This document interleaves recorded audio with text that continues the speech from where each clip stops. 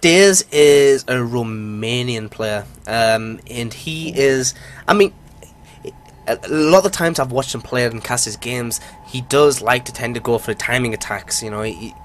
But I do feel that a lot of the times the kind of nerves get the best of him sometimes, and he just feels like he has to all in to beat his opponent. But really, he should trust his macro mechanics sometimes. But I mean, Daze recently he's been kind of stumbling a little bit, but he does have he does have potential. He is a player that could break into a GM level in not so long. But I don't know. He needs to kind of keep focus. If he's mentally fine. When he goes into a game and his mentality's right, he's a very strong player.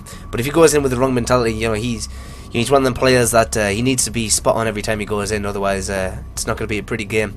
But I mean, I've been talking to him quite a lot in the last couple of months and stuff, and he feels like he's starting to come into his own a little bit. He's starting to understand certain matchups a little bit more.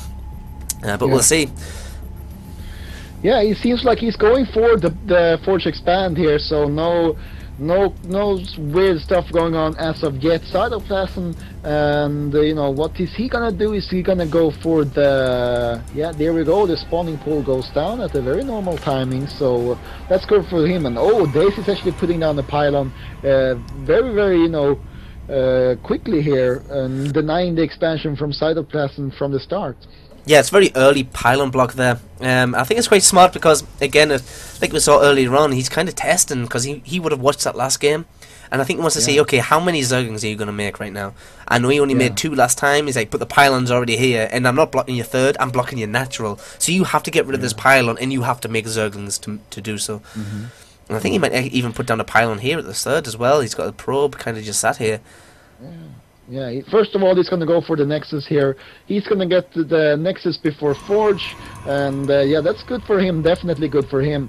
And we have to see here how many Zerglings. This time Cytoplasm is not falling for the same trick again. He's making 4 Zerglings, and that's twice as many as he did last time, and that is twice as good as well, because now he's going to be able to get rid of this pylon, easy peasy, and then get this expansion up and take it from there. But yeah, I'm really excited to see what Cytoplasm starts to do right now, because the strategy we saw last game was a pretty cool one, and obviously very effective. So yeah, we'll see what he has up his sleeve this time. He feels like a very tricky player to me. Well, Daze was just jumping and jiving with his probe there. I thought a drone might have come over to place down the second hatch over the third. Sometimes we see that from Zerg players when their natural is denied, but no, it was a Zergling, so he's going to have to move that probe back home. We do see the third is added immediately from Cytoplasm. That's he'll need to scout that actually, but I'm pretty sure that he knows that was on the way down, because he did see the amount of Zerglings that were made and did see the drone make his way down, so maybe he knows. He should have a kind of inkling that a third has been added this soon, because this is kind of standard now. It's been standardized, to get this very quick third when a Protoss player does go Forge, Nexus first into Forge. And I mean, it all comes down to the fact that the third player has to stay up one base. I mean, on his opponent. I mean, he really needs to, have a stronger economy in order to keep up.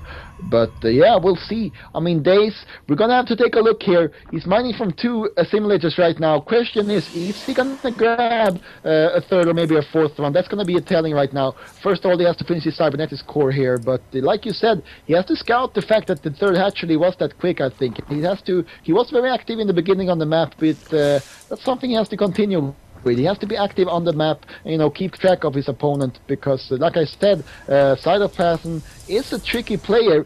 He is not afraid of doing some weird and, unforeseen strategies every once in a while, so needs to be extra careful when you're playing against this type of player. Yeah, and I just wanted to say as well, I've been talking to Daze in the past as well, and he went through a phase of really hating Forge Fast Expand. He hated the build. He was like, no, I'm not going to do it, man. I think it's terrible. I think it's a terrible build. And I was like, well, why is it so bad? Why do you not like this build so much? And he's like, well, you can't get a third up.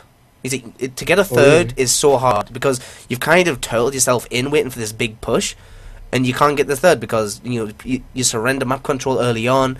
You're putting all your money and your resources into this big push. You're not even going for this third. And It's hard to get this third base up, and he says he kind of feels like if you go this Forge First Expand, it's kind of this this 2-base push or nothing really. But yeah, I mean, I'm not too sure because within recent weeks we have seen Protoss players go for their third base and then add a robo and try and crank out as many immortals as they can, and try and hold off that that 200 Roche push, and then go for a counter attack immediately after that, which is I mean, I'm a Terran player myself, but every time I watch EVP, man, that seems to happen all the time. It's just like 200 roaches. Okay, I hold with the immortals and sentries, and then I counter attack and win. But we do see Daze is getting a little bit active on the map right now with his probe at least, and his zealot. And we do have 2 Zerglings just chilling at the third here, or the potential third of Daze. But Daze is going for this +1, and he is adding a whole bunch of gateways as well. Yeah, look at the amount of gateways he's adding right now. That's a sick amount, up to 7 gateways right now. And I thought he was going to go for a third expansion there for a second, but no, that's not the case at all. He is, I think he's definitely looking to do a lot of damage right now. And yeah, we'll see how that pans out. 7 gateways is a lot, and he really has to do a lot of damage with these, I believe, because it's a big investment. But yeah, we'll see. No, I mean, he has 1 forward pylon here out on the map, but it's kind of put in a weird there's spot. 1 sentry here that might get picked off actually by 2 Zerglings. He needs to turn around. The sentry there he does. He is aware of that. But yeah, I mean, you're very correct in saying that it is a big investment, and this kind of matches up to what I was saying about Daze, of how he feels that he needs to kind of all in somewhat on 2 base. I mean, let's just have a quick look at how many units that Cytoplasm does have. He does have quite a lot of lings over here. He's trying to deny this this pylon. He won't be able to deny the pylon. Just take out the probe, so no more pylons in the future.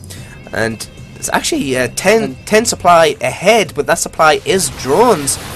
And now the good force fields, and oh my god, all them lings are going to go down, and great force fields again. These roaches are going to get roasted here.